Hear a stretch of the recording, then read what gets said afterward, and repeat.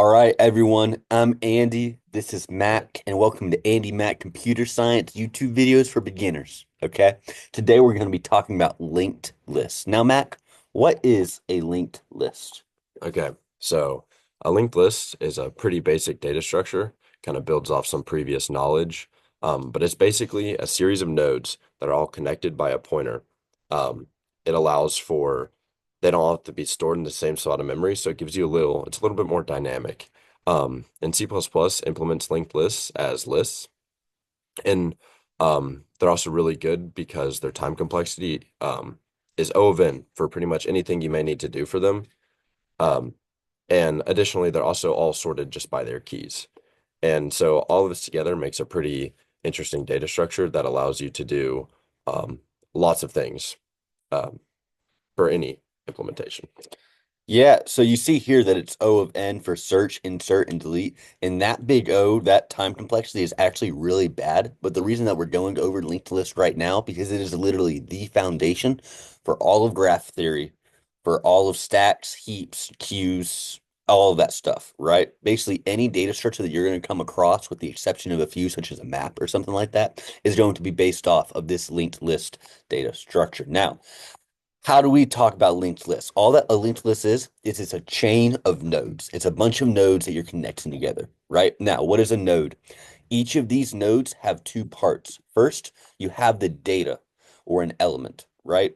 This data or element can be absolutely anything you want. It can be an integer, it could be a string, it could be a struct with a bunch of different stuff in it. But basically, it's just what you're storing inside of this node. And then second, you have a pointer that we're just going to call next. That's just going to be our name for it, right? Now, what is a pointer? If you're not familiar with what a pointer is simply a very special data type which points to the memory address of something else, And right? so this kind of plays into the idea that unlike a vector where everything's stored right after another, with the linked list, you have this pointer. So you don't have to worry about everything being stored right on top of each other. And so it makes it much easier to get to the next bit of data because you just look at where that pointer goes to rather than just jump up, an int size in memory. You can just look at that pointer and it takes you right to where you need to go. That's right. So we see here this pointer points to another node, and this node is going to point to something else. And you can do this for hundreds or thousands of nodes, and they don't actually have to be together in memory. They can point to whatever you want, right? So what we're going to do now is we're actually going to code this up for you right now, right? So I'm going to include two things, IO stream, just so that I'm able to input and output stuff. And I'm also going to include and a list. And all that a list is a list is simply the C++ implementation of a linked list, right? I'm going to use namespace standard just so that I'm able to do this all really easily. Now, remember we had that node, we had two parts, right?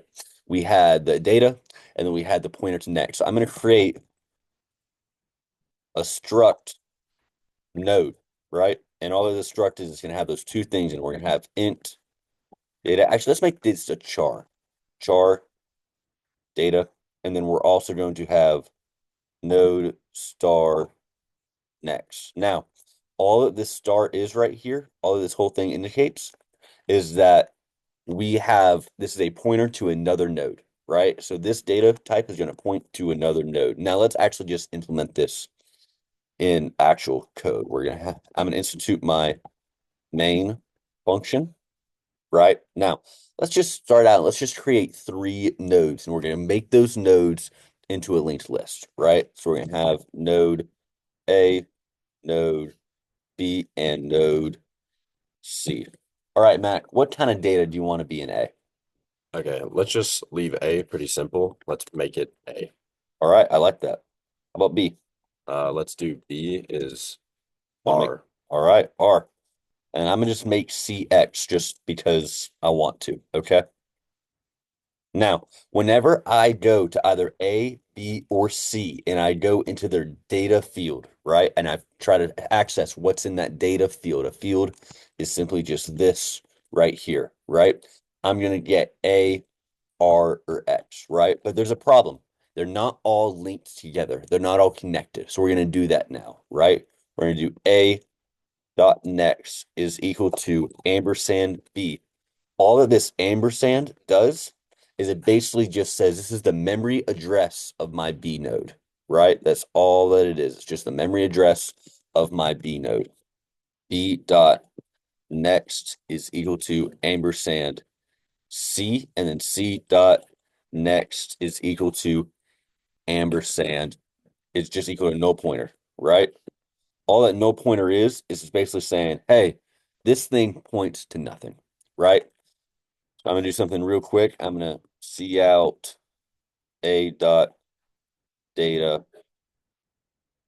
B dot data, C dot data. And I'm basically just gonna be outputting each data point in this linked list, right? So let's do that real quick.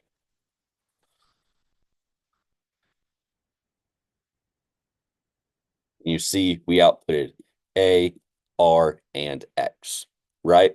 Now, linked lists are absolutely awesome. But what happens if you want to go backwards, right? And that's what we're going to be talking about next. We're going to be implementing not just a singly linked list where you have each node pointing to the next node, but a doubly linked list. What this means is you don't just have node star next. You don't just have the next pointer. You have node star previous, right? Now, what does this previous do?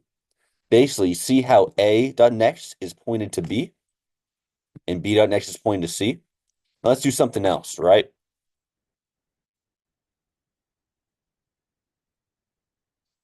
Let's do C dot, sorry about that. C dot previous is equal to ampersand B, and B dot previous is equal to ampersand A, and A dot previous is equal to null pointer. Now we're able to do some very interesting stuff with this, right? Let's just say that I'm currently on node C, right? But I want to find out what data value is in node A, right?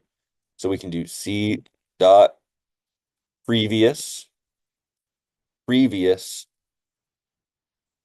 data. Now, you might be asking, what the heck happened there, right? I want you to imagine that we're currently on our C node, right? But we want to get data from our A node. So we're going to go from C and we're going to go backwards to B, and then B points backwards to A, right? So we're going to go backwards again. That's that previous, previous, right? And now we're basically just on A. So we're going to do A data, right?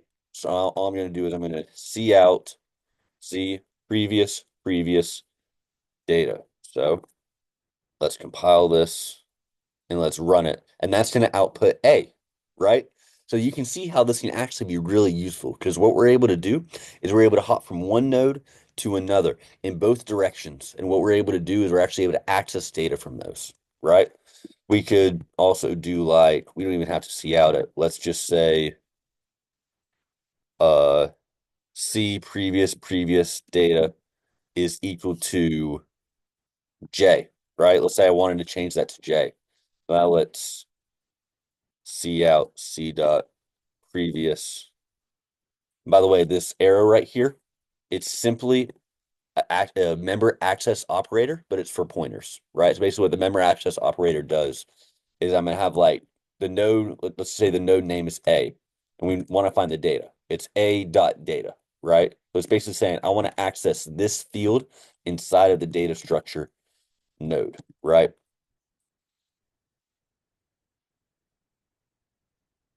Data. And let's say I want to see that out, right? This should output as J now, where it previous outputted as A.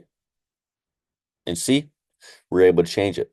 So that's all for linked lists. I hope that this was a very helpful video.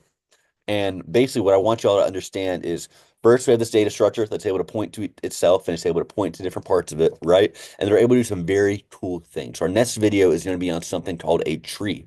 And it's actually similar to a list, but it has a whole new world of possibilities that we can get into.